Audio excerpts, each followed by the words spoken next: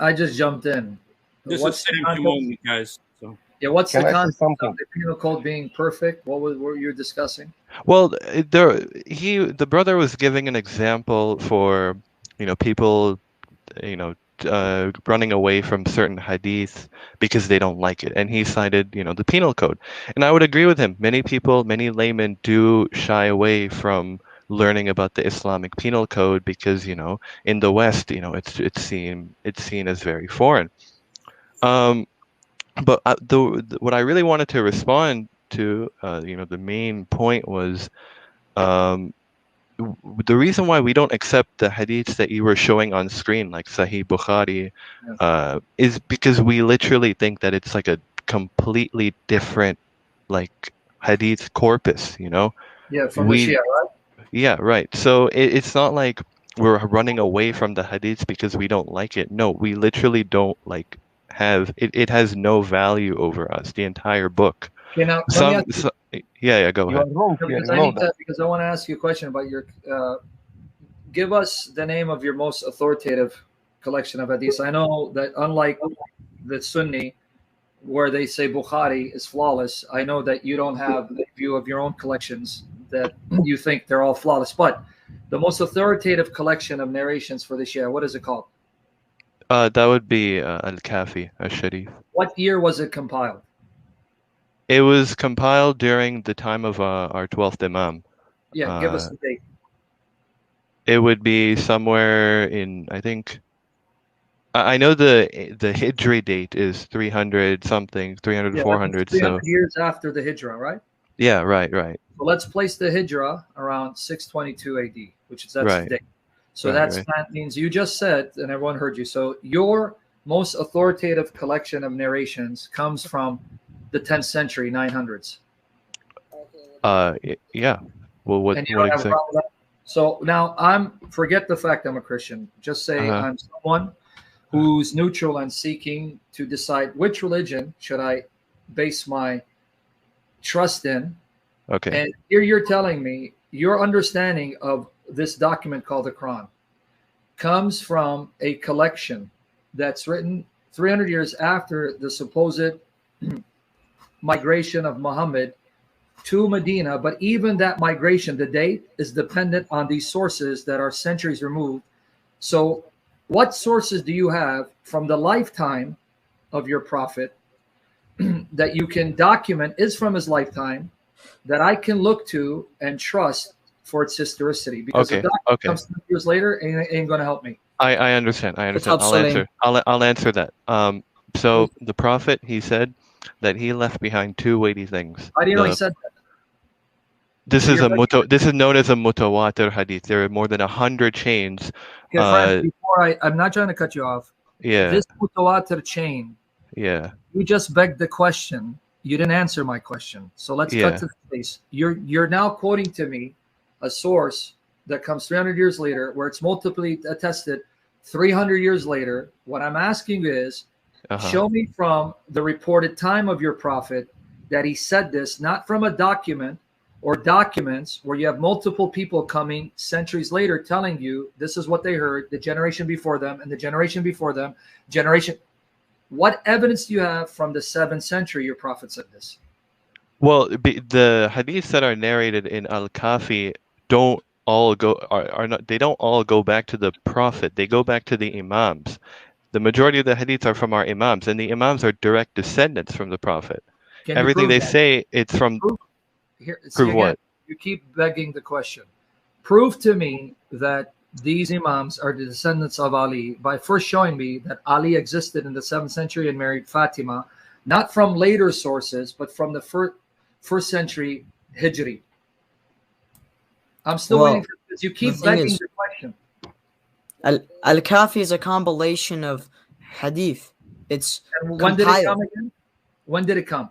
It doesn't matter. It doesn't matter when it was released. To you, it doesn't matter. To us, it does, because we're not Muslim. We don't share your assumptions. I'm trying to explain Prove the validity of your hadith collections that comes 300 years later, that we can trust them to tell us what took place 300 years earlier. So stop begging the question. I'm not a Muslim, so I don't share your assumptions. Prove it. Okay. I'm asking for historical data from the time when your prophet supposedly lived. In fact, how do you know he lived in the 7th century? Okay, so like the brother Alamdar said, he said that the Al-Kafi was compiled during the time of the 12th Imam. That was during the presence of an infallible person to overlook it, right? You believe that, right? I don't think. Yeah, I believe that. I believe that. He's a fraud.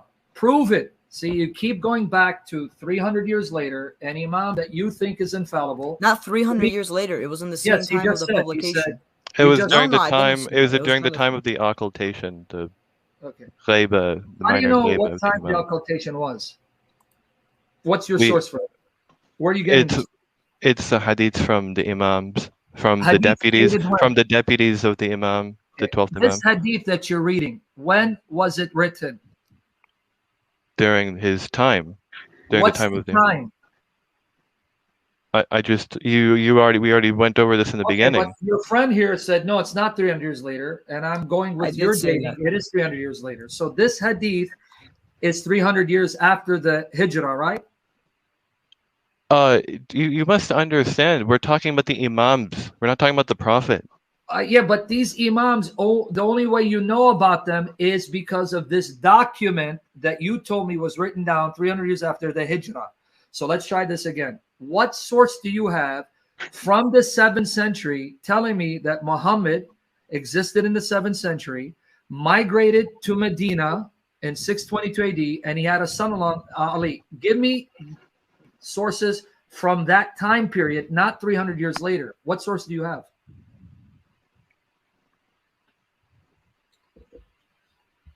I mean, we would tell you that we believe in. We would tell you that we believe in the Quran. We would tell you that we believe. No. We want historical sources. Okay. Let's not all attack. Excuse me. What's the question? Well, if you're asking me what the question is, then you got to go back and rewind. I was talking to now. Okay, now let's put the hadith aside. When we go to the Quran, do you believe what the Quran claims for itself? Because I'm going to show you some verses, and obviously you're going to say yes. In fact, let me even be more clear, because I know there's some Shia who think that the Quran they have today. Some, I'm not saying all of you believe this, but there are some Shia who actually think the Quran that you have today is not complete. Are you one of those Shias that believe that it's not complete? No, everything is authority upon us. Every verse is an authority upon us. I didn't say that's not what I asked. See, friends, let's answer the question that's being asked. I didn't say you reject any verse of the Quran. I said, do you think, as some Shia do, and you know there are Shia who think this, the Quran is incomplete? I didn't say that the Quran you have is not binding on you. Do you think it's incomplete?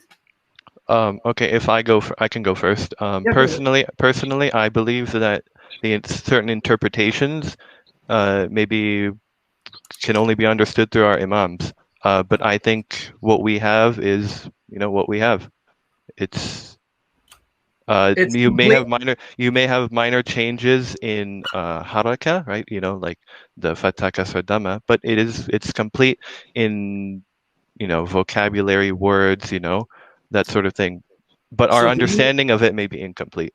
Okay, but do you then disagree, as there are some Shia who claim that there were actually statements in the Quran referring to Ali that have been removed? Do you think that there were statements about Ali in the Quran that we don't find today? Yeah, I can give you an example. Okay, hold on. Wait. Say it slowly. You're saying too fast. Yes, you do agree, because we want to hear you. Okay. Yes, you do agree there were statements about Ali in the Quran that have been removed? Okay. As Shias, we believe that the tafsir, the understanding of it, is still a part of the Quran in a way. So, us saying we believe in tahrif of Quran, distortion of the Quran, could also imply we believe that the commentary in the Quran was distorted. So, what I've actually understood from the scholar Alama Majlisi, when he said something was removed from Imam Ali alayhi salatu wasalam, such as the ayah or the verse that explains that he is the commander of the believers, was removed. I believe that he meant that. Say that slowly. Young man, say that slowly, because you're saying it fast. Okay, you just said that there was an ayah in the Quran saying that Yes. Ali is the Imam that's removed. So that's a verse that's no longer.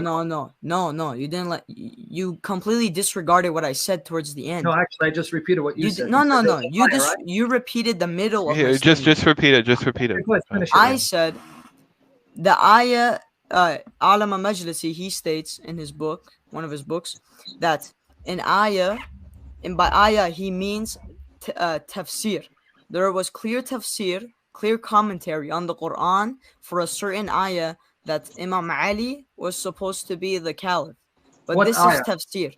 This is tafsir. It doesn't matter what the ayah is. No, but hold on. You just confuse it. You just listen to yourself slowly. I am listening. You just said tafsir of an ayah, but then you said ayah. So now, is the tafsir the ayah, or is it the tafsir of the ayah? If it's the tafsir of the ayah, what ayah? The tafsir can be part of the ayah. Okay, which ayah? Where's I don't know. Okay. I don't know. I just know that okay, that's fine. the tafsir is distorted. Okay, that's fine. Okay, because I have read that there are some Shia that do admit there are verses that specifically mention Ali that have been removed, but that's okay. Let's put that aside. No, we still have them. You still have those verses? Yes, we do. About Ali? Yes. In the Quran? Yes. Yes, there are many verses about Ali in the Quran. Give me a couple. I'm not. Like 33. Okay, read 33. Okay, I'll read the second part of it, which goes along with what I'm saying. Verily, Allah intends to keep away from you any impurities of sin, O people of the members, O members of the Prophet's family, and to purify you with thorough purification. See, you just did the very thing I've been asking you to prove. Number one, there it says the Prophet, and it says family. Okay, and his family. I'm getting there. Apart from these hadiths, how do you know who this Prophet is, and how do you know who the members of his family are? Can you show me that from the Quran? From the Quran? Yes. Not necessarily. So now if you're going to tell me that the family of your Prophet means Ali and Fatima and Hassan and Hussein, as opposed to the others, like the Sunnis would argue with you, and I don't care about who's right, that's your debate. What source do you have, and what date is this source that identifies who this Prophet is and who are the members of his family? Give me the date of the source that you're going to appeal to. When was it written? What date that tells you who this Prophet was and who the members of his family are? The oldest source for this? Yeah, the earliest one you have. Give me the date of it. Kitab Sulaim, and it's earlier than Sahih Bukhari. It came out within the first century, 714 AD. Give me the actual source that says it's dated to the 8th century. I'd like to see that. First century. First century, that's Jesus's time. First century of what? First century of the Islamic calendar. So that's the 8th century. That's 700s. Okay, yeah. Give me the proof that this manuscript that you have is from that time. Not assertion. Give me the link. Let me see the document. Let me see the actual manuscript, the archaeological data confirming that date. Okay. You want the actual? I need proof. I'm not just going to take your word for it. Yeah, I can say anything. So what would be the requirements of the proof that you're asking? That the manuscript you have has been dated conclusively to the 8th century, because you don't have any manuscript from the 8th century. You have manuscripts that are from the 10th, 11th, 12th centuries. But you just said you have it from the 8th century. Show it to me. I'd like to see it. Could I just say one thing? I just want to ask. I haven't. Khadam Naki. We don't know who you are. Could you just introduce yourself? Yes, I'm a Shia Muslim as well, and I'm a Pakistani. Okay, good. Well, that's interesting. Pakistani Shia. Okay, I mean, well, yeah, there are Shias everywhere, but usually isn't Pakistani predominantly Sunni? Yes, they are. Okay, man. I know that when there's Sunni majority, and anyway, forget it. We have the same problem. Okay, coming back to the issue. What I'm trying to get at here is, here's the point, so you see where I'm going with this. When it comes to Bukhari and Muslim, you question their validity, because not only are they late, but they are compiled by Sunnis. And I'm trying to show you that if you're consistent, Bukhari is questionable because there's stuff in it that are not reliable. Even though the Sunnis say that Bukhari rigorously authenticated the hadiths, so they're completely reliable, you still reject that because one of the arguments you would use if you're consistent is, well, Bukhari's too late, meaning he comes over 200 years after reported death of Muhammad, for us to trust that everything he narrated is completely authentic. And we're saying exactly the same problem we have with your sources that are just as late, if not later. So why should we trust your sources that are just as late, if not later? Okay. We also have another concept of hadith I actually wanted to tell you while we were speaking about Al-Kafi. A lot of our, some of our hadith, I don't know about a lot, but I know there is a hadith that are verbally transmitted, orally transmitted. For example, a man says, I heard from my father, who heard from his father, who heard from his father, who heard from his cousin. We have and those like names in that chain. That was their names are in their chains. Where do you find their names? Where do you find their names? Yeah, how do you know X said to Y, who said to Z? Where did you get that? Because it's all orally transmitted. For example, let's start off with the first chain transmitter. The first, all the way on the top. First chain. How do you know if it's oral? How do you know X? Well, you're not, because I want to know the list of names. Where did you find it? You mean it's floating in space somewhere? No. So every hadith comes with a sanad. Sanad, I know. Yeah, and that sanad is written where? That's what I'm trying to get him to say. It's written in that document again that comes 300 years later that you take for granted is authentic. See, you guys see. Okay. No, so we have scholars that examine the names written there. Examine, and the names are where? Where they examine? Where do they find these names? They are also orally transmitted. Okay. How do you know it's orally transmitted? Who told you? Oh my God. Yeah. How do you know the Bible is? How do you know the Bible is compiled correctly? How do you know it's not corrupted by Catholic Church? Can I cut in a little? Can I cut in a little? Unlike you guys, we have copies of the biblical books, the New Testament, that are from the start of the 2nd century, and we have the writings of the individuals themselves who were disciples of the apostles, not sources that come 300 to 400 years later. How do you know they're not attributed? Okay, it's all fraudulent. So we're both agnostic. Don't change the subject. Don't change the subject. Now come back to you. See, nice trick. You're trying to change the subject. Come back to your issue. The oral transmitters, their names. How do you know who their names are? Where is it found? Where'd you find this?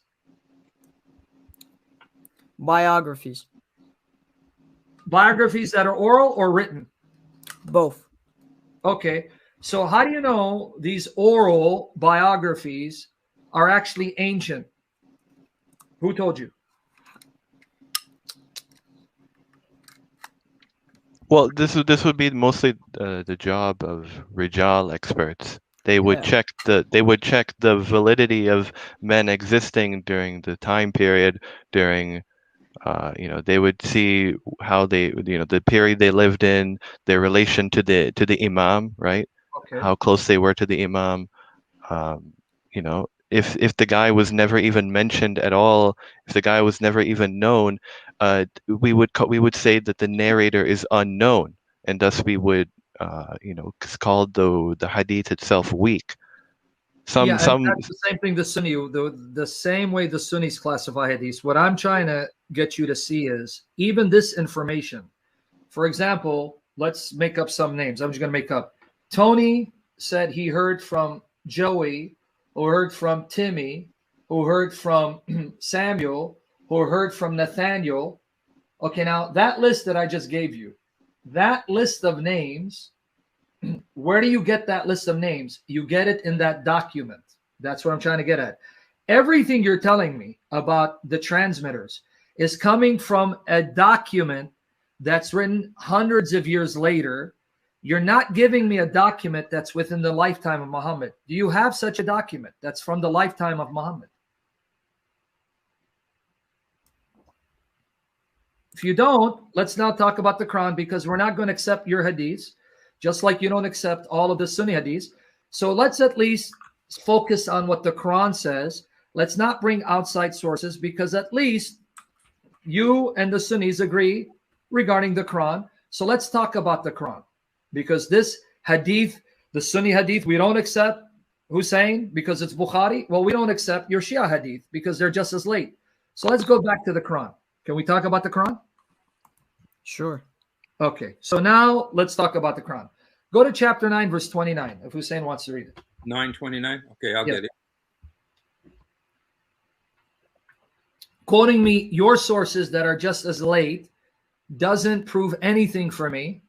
Just like if he quoted Bukhari, which he didn't prove anything for you, because Hussein comes out of a Sunni background, but he quotes Bukhari. Well, we don't accept Bukhari. Yeah, but it's rigorously authenticated, and he's got a sanad, and every person, Rijal in that chain, was thiqqa. He was completely reliable. Oh, well, that's what Bukhari said. See, anyone can play that game. But now let's go to the Quran and discuss what the Quran says, its contents. Chapter 9, verse 29. To be fair, we can back up our claims about why Bukhari is unreliable. And then I can bring a Sunni Muslim who can tell you why. And then we would talk to the Sunni Muslim. It's fine. We will talk to the Sunni Muslim about it. Okay, well, we'll bring him on. I'll bring Shamsi on, and I'll bring Muhammad Hijab. If they want to come on, they can have a discussion with you. But let's go to chapter 9, verse 29, and read what it says. Okay, you want me to read it? Yes, go ahead. Okay, fight those who do not believe in Allah and the last day, nor comply with what Allah and his messenger have forbidden, nor embrace the religion of truth from among those who were given the scripture, until they pay the tax willingly, submitting fully, humbly. Okay, now, according to this passage, why are the Muslims commanded to fight the people of the book? The verse itself. What does the verse say? The reason is 1 minute. 9:29. You just read it. Why are the Muslims commanded to fight the people of the book? What's the reason given in the verse? Because they went against Allah and his messenger. How do they go against Allah and his messenger? What does the verse say? They didn't believe in them. Thank you. I respect that. So why are they being fought? Because they rejected Allah and his messenger and did not forbid what he forbade, right? Okay. Do you agree? I mean, it's right there, the verse. I mean, you can read in Arabic for us. It's going to say the same thing. Yeah. Do you agree? I agree with this verse. Good. So you're agreeing in front of everyone that the Quran is telling you fight Jews and Christians solely because they don't believe in Muhammad and don't prohibit what Muhammad prohibited. So that means you should be fighting us if you have the military prowess to do so, proving what Hussein had said earlier. No, we don't. Okay, so this verse again. Let's go through the verse again. What are the reasons why Muslims are to fight the people of the book? The verse, without commentary, meaning Kunaini, Kafi, Bukhari. What does it say? Read it for us. Because they don't believe in the Prophet. Okay, I don't believe in your Prophet. So if you have the upper hand and you have enough military prowess and you have a bona fide leader, someone that you look to as the leader, an imam, whatever, ayatollah, whatever you want to call him, would he then order you, in light of this verse, to fight me, fight Hussein, fight Emmanuel, because we don't believe in Muhammad, we don't believe all of the Quran, we don't prohibit what he prohibited? Not because we attacked you. The verse doesn't say they attacked you. Nor does it say fight them because they attacked you. It doesn't say that. It says fight them because they don't believe like you. So would you then fight us? Because we don't want to believe in Islam. We don't want to believe in Muhammad. We don't want to believe in Allah. So, a quick question: why are you universalizing this verse? Why should we not read the chapter in its entirety? Why are you universalizing? And show me where it is particularized. Show it to me. Show me where this passage is particularized to a specific time and place. Where does it say that? It says, fight those who do not believe. So how's it not? No, but this verse is part of a greater chapter, is it not? Okay, read it. I'm saying you can read the first 28 verses, and it doesn't change the contextual meaning of 29, because I'm aware of what verses 1 to 28 say. But 29 is now speaking about fighting a different group from that mentioned previously from verses 1 to 28. I'm very familiar with the context. So what in this verse makes it particular to a specific people at a specific time, when verses 30 to 31 actually show you the reason why you're fighting them is because of their beliefs? Because in 30, it goes on to say, And the Jews say Uzair is the son of Allah, and the Christians say that the Messiah is the son of Allah. And in this, they imitate the disbelievers of old.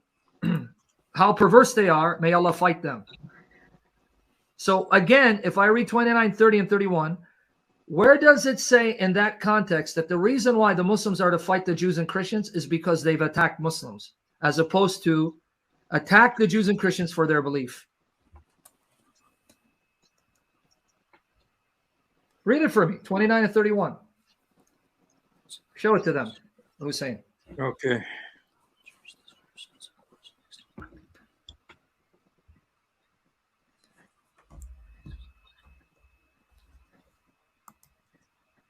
So you read 29, I read 30 and 31. Why the Muslims are to fight Jews and Christians?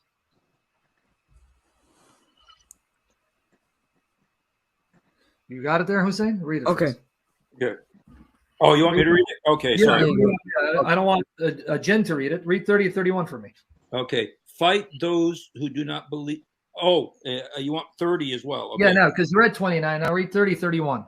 Okay, just 1 second. Let me just go ahead and go up there. Okay. 30 is the Jews say Ezra is the son of Allah, while Christians say the Messiah is the son of Allah. Such are their baseless assertions, only parroting the words of earlier disbelievers. May Allah condemn them. How can they be deluded from the truth? And then 31? They have taken their rabbis and monks as well as the Messiah, the son of Mary, as lords besides Allah. Even though they were commanded to worship none but one God, there is no God worthy of worship except him. Glorified is he above what they associate with them. So where does it say that the reason why Muslims fight Jews and Christians because Jews and Christians attack them physically and threaten them militarily, as opposed to attack them because of their beliefs?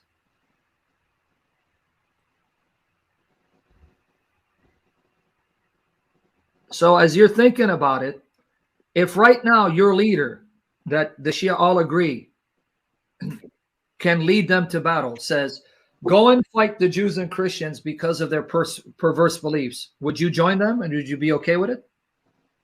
So you're asking me if my imam, my infallible imam, commanded me to, would I do that?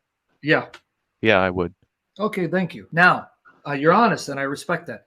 Now, when you attack me, does the Quran then allow you, and I hope you're going to be honest in answering this, and I think you are because you're not ashamed of your religion. Now, let's say your infallible imam says, okay, go and attack these people in America because of their beliefs. Then you take my women folk captive, even married ones. Do you agree, per chapter 4, verse 24 of the Quran, Surat An-Nisa, that means you can then take my women folk, whether it's my mother or my wife or my daughter, and have sex with them because now they're your property, according to chapter 4, verse 24. Yeah, Say it. Wait. Yeah, what? Say it. Yeah, I believe we can take right-hand possessions. Good. See, now I respect you because you're not ashamed. You just admit in front of everyone that if your infallible imam says, go fight the Jews and Christians because of their belief, not that they attacked you, because of their belief, you would do it, and then you would take my wife or my mother or daughter, and you can have sex with them because you can have right-hand possessions. I'm glad you admit that. So you just admit, even a married woman, you would take her and you'd have sex with her. Excellent. And you see why we despise your religion? Because you just admit you would take my wife and you would have sex with her, committing adultery, and also this would be called rape because no sane woman who's been taken captive would gladly have sex with her captor, especially when her husband's alive. So thank you. This is why we despise your religion. Okay, but the same thing is in the Bible. What's your point? Our Bible's corrupt, right? Why are you worried about No, I didn't say it's corrupt. I asked you if you believe, if you want to apply your logic to this. In fact, no, actually, no. My Bible does not allow anyone to take a married woman and rape her. Do you want me to answer you? Deuteronomy 21, 10-14 shows your Quran pales in comparison because in Deuteronomy 21, 10-14, a revelation given 2,200 years before Muhammad, it says, when you are fighting and there's a captive woman, You are to marry her. You don't take her and rape her and then sell her off. You give her the status of a wife. And if you divorce her, you let her go. You cannot sell her. This command was given 2,200 years before your Quran, showing this command is much more morally superior to your Quran. So keep my Bible out of it. Deal with your past. Are you going to allow me to refer back to the hadith, or are we still putting the... What hadith? The one that comes, the hadith. If I give you Bukhari, can I give you Bukhari? Well, I want to refer back to my... Okay, listen. You brought me up a Quran verse, and I want to use what's hujjah, what's an authority over me, to answer your question about this Quran. What's authority over me is a Sunni hadith, like Sunan Abu Dawud 2150, that tells me that this ayah was given at the Battle of Autas. Does the Shia hadith agree? This was an ayah given in the context of the battle at Autas, where they were married. I don't know about the specific battle, but I do know when it comes to the fiqh and the rulings about right-hand possessions, it's about the woman's consent. Where does it say in the Quran the woman has to consent when you own her? I told you it's the fiqh ruling behind it. Can you? I would love to see, even though I don't accept your Shia tradition, I want you to show me a Shia tradition on chapter 4, verse 24 that says the woman you've taken captive, you must get her consent to have sex with her. Yeah. Because, show it to me. Give it to me. This falls. I don't have the exact source, but I can tell you what I've heard from a knowledgeable person. Well, give me. I don't care for your opinion. Give me. So what's your point of debating me? There's no point of this. Well, let me tell you. Kulani or Kafi? What happens if I throw a Kulani or whoever you want to give me, telling me, and I want you to read it, that chapter 4, verse 24 was revealed and for this occasion. And if you do take a woman captive who's married, get her consent, because no woman in her right mind would consent. Show me that. Give me your sources. Do you know what? I know you're familiar with muta, right? Temporary marriage. Oh, that's even worse. I hope you didn't. You shouldn't have brought it up. How's that even worse? That was my next one. The point is, this whole concubinage thing. It's the basis is muta. This is not concubinage. This is captives.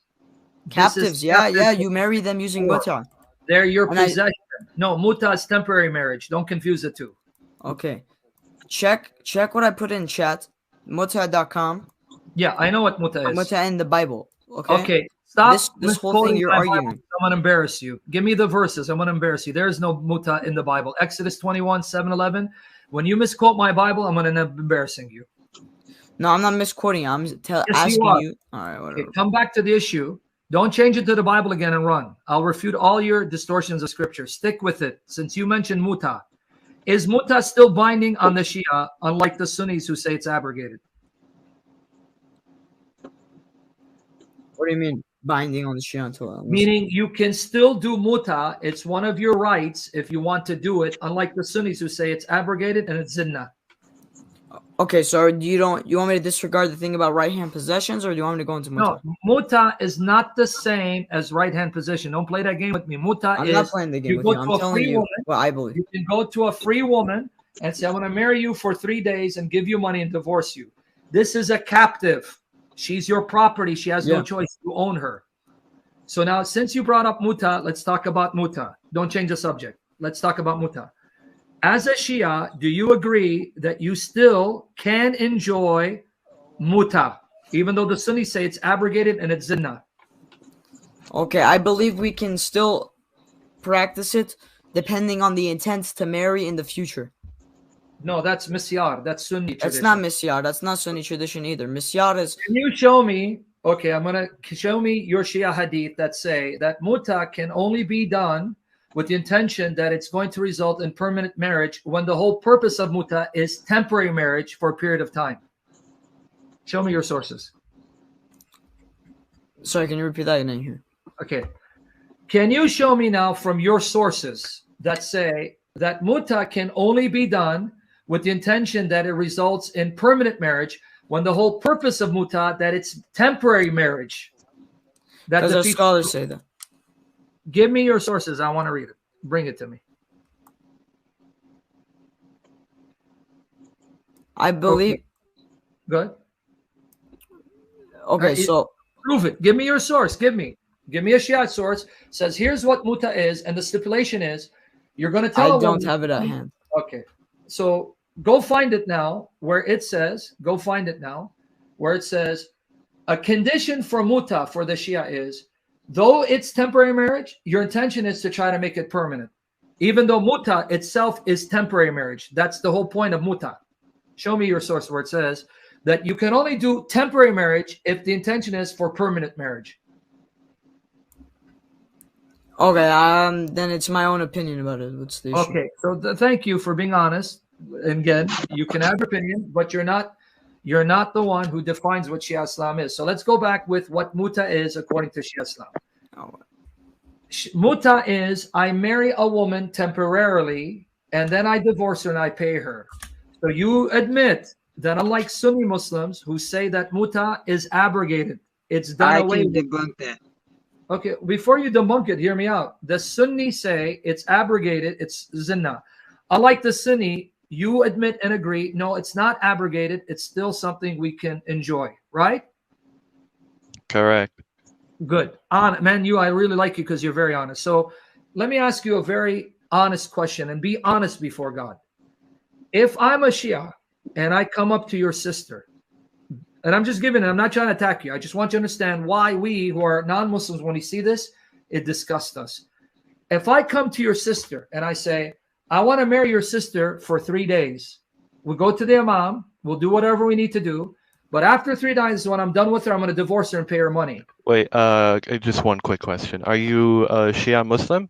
Are you assuming that you're Shia? I'm a Shia. Let's say I'm a Shia. Okay, so the ruling is if you're temporarily marrying my virgin sister, you must ask our permission. It would be up to my discretion. So I ask you, and what grounds would you say no? On what grounds would I say no? Yes. Because muta is being performed in the Shia world. So obviously there are people who are saying yes. So let's not play the game that everyone says no. So let's assume I go to a Shia family and I say to them, I'm going to marry your sister for 3 days and then I'm going to divorce her and pay her. And they say yes. Please convince me you would be okay with someone doing that to your sister, or if my sister's okay with it. If it's what this, And you mean a sane woman would be okay with that? A moral woman would be okay with being paid to have sex with a man. You have to get her permission as well as ours. I can't force her into it. That's just what I'm trying to get at. Which morally sane woman who has any decency would say yes to such a practice when the purpose of the practice is the man to have sex with me, unless the woman herself is a whore who just wants to have sex? Well, that's the thing. This situation is not common. It won't happen. I guarantee. It's not common. You're telling me that in predominantly Shia countries where the Shia are the majority, it's not common. Who are you kidding, man? You trying to kid me? No, I'm not trying to kid you. From what I know, you're doing it in England. There are Shia in England. One who I spoke to years ago in Paltak is, I'm about to go do muta marriage with someone who wasn't even a Muslim. It was one of these English women, native English woman. He goes, I'm busy. I'll talk to you later. This was on Paltak years ago. I go, what are you doing? I'm going to go do a muta marriage with this English woman. You're doing it all over. You're doing it in England. You're doing it in America. You're doing it in Shia countries. That's crazy. Because listen, if it's an English woman, it's not a Shia. So your whole analogy was that you're a Shia person asking another Shia person for Shia sister. You know why? Because your Quran says you can marry Jews and Christians. Chapter 5. So you're telling me you can't do muta with a Jewish woman or a Christian woman? You can. I'm saying that your analogy is terrible. Yeah, yes, you can. You can. Thank you. That's all I'm getting at. So you just convinced me. You just made my point. He was doing muta with a Christian girl who was okay with it because she was a Christian by name. Because a decent Christian woman who loves Jesus would say, the hell with you, you satanic bastard. I'm no whore. It's pretty much prostitution. Yeah. I mean, how does that tell you morally? Like what Sam was saying, somebody tells your sister, your own sister, what does your conscience tell you about that? Well, if I had a sister, I would leave it up to her opinion. Okay. And you'd be okay with that. Honestly, before God, you'll be okay with your sister. Say again that, please. I Say think again I what would. you said about your sister. I Say think again I what would. you said about your sister. I think I would, if I had a sister, I think I would, I would probably see the, first of all, I'm not even the wali. It's the father who actually has the permission. But let's say I was the father. Okay, let's change it to my daughter. Um, I think I would probably look at the qualities of the man. I mean, I have that option as well. No, I'm not just. It's not just Out of about what the girl. qualities, man? The guy's going to only be with your daughter for 3 days. How much qualities can he have for you to look at? I don't know. I feel like you're very tight on this 3-day analogy. Okay, But 6 honestly, days. I've 6 months. never seen under 6 months. Yeah. Okay, good. You're okay with someone marrying your daughter for 6 months and then divorcing or paying her? Yeah. Come on, listen to yourself. Yeah, because this Listen could to always yourself. lead to permanent marriage. There's no issue with this. It's one thing to marry someone for permanent marriage. I'm going to marry her till I die, and it doesn't work out, you divorce. Okay. That happens all the time. That's not what muta is. Muta, you're stipulating a time period. I'm going to marry her for 6 months and divorce her. Now, after 6 That can months, be I want to renewed. extend it for. Come on, dude. Be serious. Be Yeah, I'm honest. being 100%. Okay, 100% honest. Yeah. You okay From with what- it? Well, I don't really see an issue how this would destroy our religion, to be honest. But It destroys religion because it turns women into whores and prostitutes where you pay them for sex for money. This is legalized prostitution. What do you mean how it doesn't destroy religion? No, we believe that prostitution is when someone marries without the intent, without a contract. That is our definition of prostitution. So you'd redefine prostitution mean if I go sleep with a woman without a marriage contract, but as long as I write a marriage contract saying I want to sleep with you for 6 months, call it marriage, and divorce you and pay you money, and you still don't see that's prostitution. My goodness. No, Wow, nowhere in our scripture does it say that that's prostitution. That's the whole point. That's why we reject your scripture, because if it's from God, who's morally perfect, he would never denigrate women to that level of treating them as sexual meat, as whores, but then disguising it as marriage. Thank you. That's our point. Okay, all right, I understand what you're trying to say. All right. So now, the real issue, I mean, if you come down to it, I don't know what you guys were discussing, but the real issue comes down to why would I want to follow Muhammad when I have Jesus, when even in your Quran, Jesus is superior to Muhammad?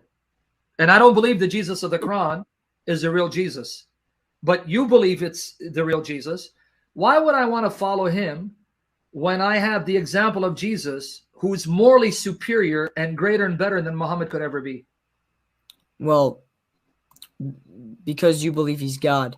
And No, even if I don't believe I don't in know. God, I feel even like if he's a man, even if he's just a man, Mhm. even as a man, he's morally superior and better than your prophet, not just from my scripture, from your own Quran, because you believe the Jesus of the Quran is the real Jesus. Well, am I convincing myself or am I convincing you as a Christian? Now, I mean, obviously you want to get us to become Muslim, and especially Shia Muslim. Why No. would I want to follow Muhammad? Well, our job here isn't to make you guys Shias. It's to clean up misconceptions about all Muslims. For example, the reason I came is because Brother Hosseini was talking about fathas and pronunciation of the Quran. Okay. So that's the Well, whole reason you I came. only follow one harf. You only follow one harf. That's you, Shia. What do you mean one harf? Oh, we follow. Okay, so we choose the Hafs qira'ah, but we don't believe it's perfect. We believe that it's good. I'm glad you're saying this. It's on record. So you just said we follow Hafs, but you don't believe it's perfect. So you just admit you don't have a perfect Quran. Yeah, what's wrong with admitting that we don't have a perfect Quran? Oh, so you do admit that, because when I said I admit earlier, that. The Sunnis also say this. The Sunnis believe there's missing Quranic verses. No, they don't. No, I agree I with was a you. Sunni Muslim. We were always taught it was perfect. That's what I was taught. No, Yeah. you didn't. You didn't read the Guys, missing we verse agree about with stoning and. No, we agree with you that the Sunni sources say the Quran is corrupt, missing parts. But Sunnis are taught, and we can play them, the Quran is perfect, every jot, every tittle, nothing missing, perfectly preserved, unlike the Bible corrupt. Okay.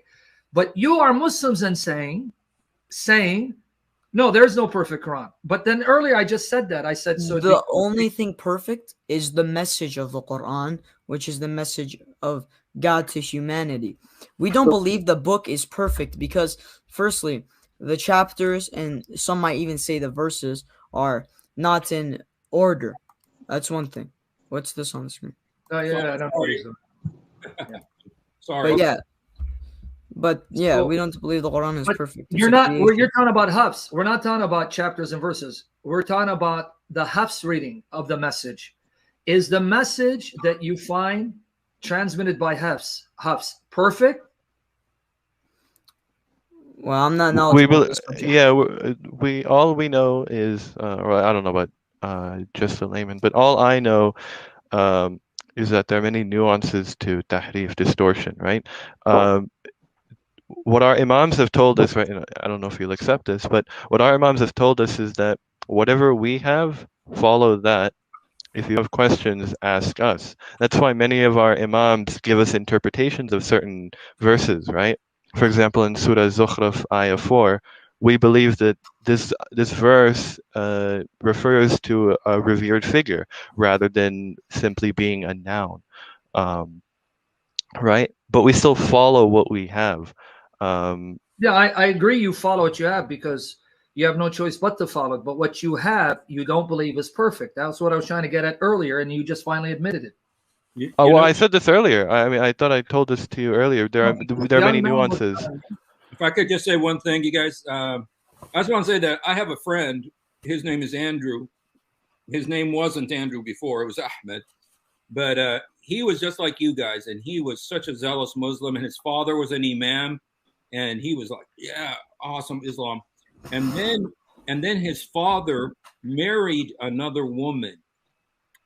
See, his father was married just to his mother, and then he saw his father marry another woman along with his mother, and he saw how it destroyed his mother. Yep. And when he saw how it destroyed his mother, he thought, Allah couldn't possibly want to do this to my mother. That's wrong. But I'm just telling you what he said. Yeah, he said, I can't believe that Allah would allow this to happen to my mother. You know, that Allah did. And so, you know what he started doing? He started saying, you know what? I think we just don't understand Allah's word.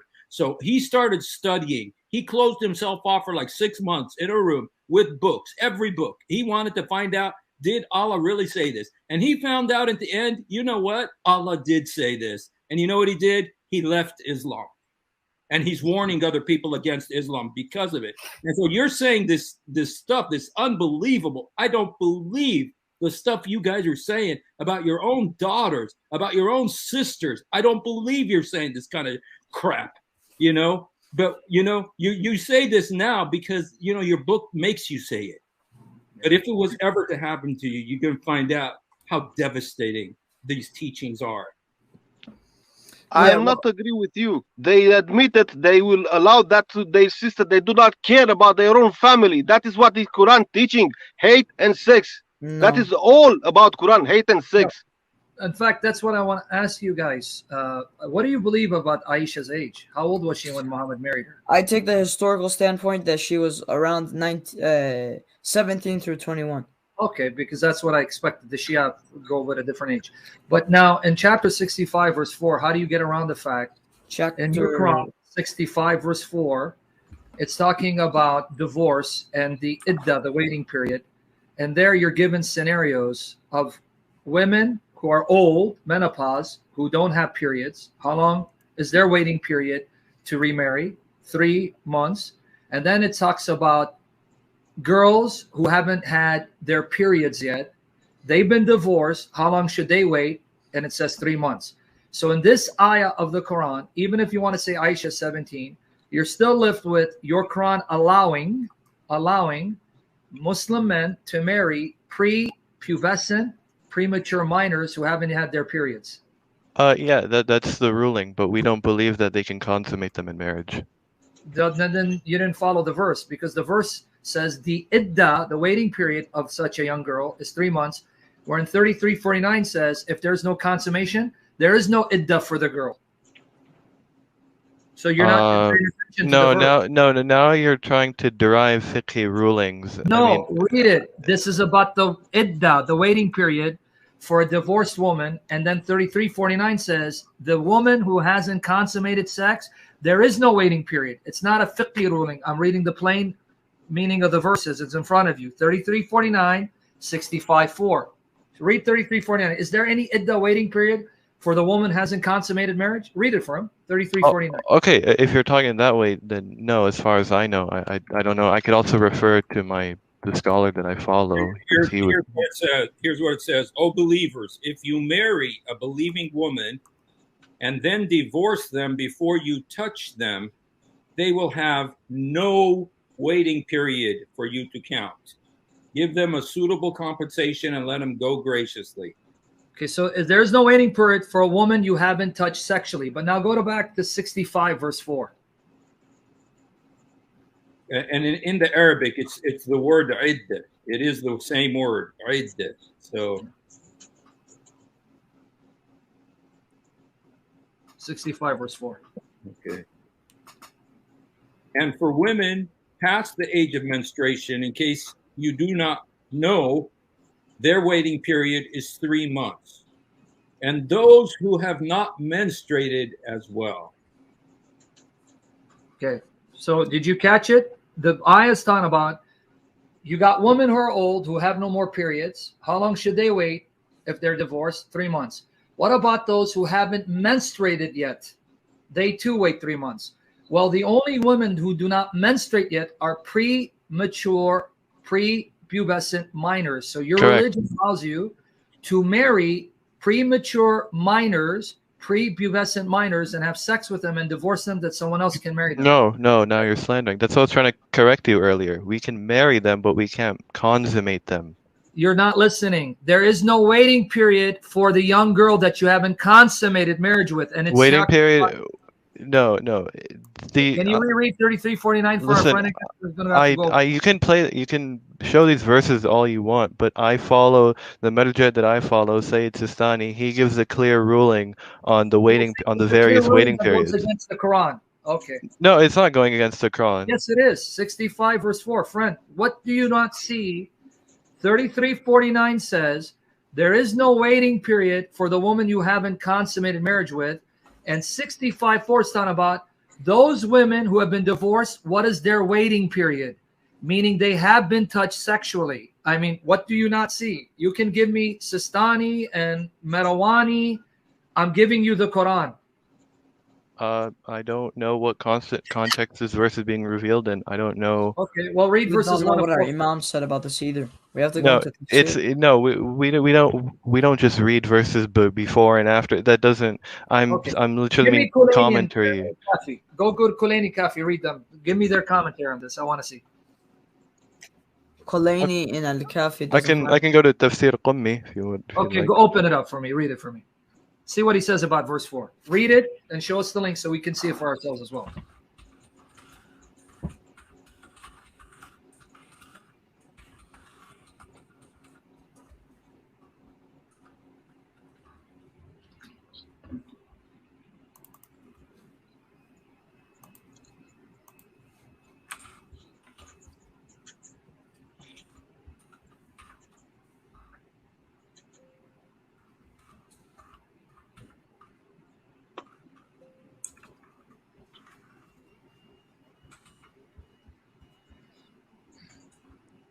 By the way, Emmanuel, let me know sometime in February to bring you on to share your testimony. Okay. So Emmanuel is a sinner. Say it again. I can't hear you. Wow. I said Emmanuel is a sinner. Yeah, he is. So we all are. He needs to learn how to speak. I'm just kidding. Okay, he's going to read Tafsir Qummi for us on 65:4.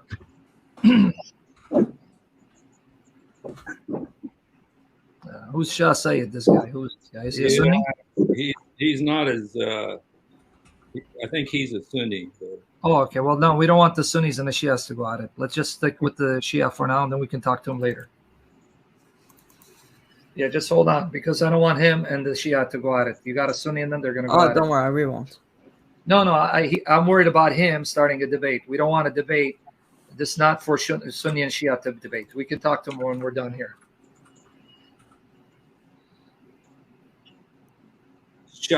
Shah, are you a Sunni or a Shiite? He's a Sunni. Most of the Shahs, they're mostly Sunni. Okay.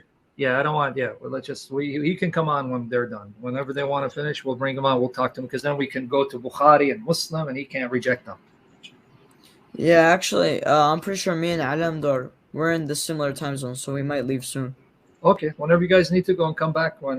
Yeah, are you guys having the same? Are you guys gonna do the same thing tomorrow night? Inshallah. God willing. God willing. God willing. Yeah, thank you guys for being good hosts. We really appreciate it. All right. Yeah, guys. I don't want to leave you hanging or anything, but I was looking through Tafsir Qummi, but they didn't have a commentary on the verse. Okay. But if I find something else, okay, I know you're gonna fear Allah. Come back tomorrow. See, because I know you're not gonna lie. You're gonna go find me a commentary on 65:4. You're gonna bring the link to us tomorrow, God willing, and shut up. We're gonna see if they agree. These are prepubescent girls who've had sex, which is why they have to have a waiting period, because the Quran is clear. There is no waiting period for those women that you haven't had sex with. So get it for us tomorrow, God willing. We'll be here. Inshallah. All right, me and Alamdar, we will try our best. All right, guys. I will always be here. I will also be here tomorrow. All right, inshallah, we'll see you guys. Yeah, thank you guys for being good hosts. I honestly appreciate the hospitality. May God bless all of you guys. May whatever deity you worship bless you guys. Jazakallah khairan. Barakallah fiik. All right. May the Lord Jesus guide you. Take care, guys. You guys have a good night. All right. Okay, now you want to deal with Shah? Saeed? Is that what you want to do? Start getting all these Shiites. I've been begging the Sunnis to come on. I have 14 of them here that I want to get on. None of them come, but all the Shiites. The Shiites are braver than Sunnis, you guys. You see? At least they're honest, man. Hey, I gotta get. They're very respectful, honest. Yeah. Anyway, so you want me to stick around with Shah, or do you want me to go back to my? Shah, I sent you an invite. If you want to come on, come on. You can have it out with Sam if you like. Yeah, because I was talking about John 17:3, but I'll wait, and that's good. See, so then if he's not coming on, then what you're gonna do? If you're done, then you're gonna come join me on my stream and listen to me talk about John 17. Okay. Let's see if he comes on. Shah, are you gonna come on? Yeah. I sent you the invite, bro. Yeah. Black Mamba was getting animated. Yeah, see, look, they have no respect for the sisters. How could you? Dude, it's like stuff they were saying, and I think they're in the West someplace. I'm thinking. Yeah, I'm pretty sure. I hope they could think about what they say. Going back to the Surah 929, I hope they could really just dive and think about what they just said. Mm-hmm. Is that okay? Even for me, as a Muslim, I was like, this is bothering me. Kill them because they don't believe. Exactly. You know, and exactly. So and you see what I did, right? Because we're at a disadvantage, we don't have their hadith collections translated. So then you got to use a different approach with them. Yeah. And the right line of questioning. You see, that's why I called you, man, because I just said, dude, all of a sudden, all these Shiites, all of a sudden we got 3 Shiites come in, and I'm thinking, dude, he's like, I'm not that well equipped. We were talking about the Fatha, you know, and it was just like, dude, I'm not really equipped to deal with these guys. I gotta brush up on my Shia info, man. Yeah. And by the way, but you heard them. You got them on record now. They don't believe the Quran is perfect. They said it. That was amazing, man. Yeah. I know the Shia are told the Quran you have today is incomplete, and there are verses that have been removed. But they use taqiyya to tell Sunnis, no, we believe the Quran is perfect because they want to avoid persecution. Mm. Anyway, I like that. So I don't think this guy's coming, right?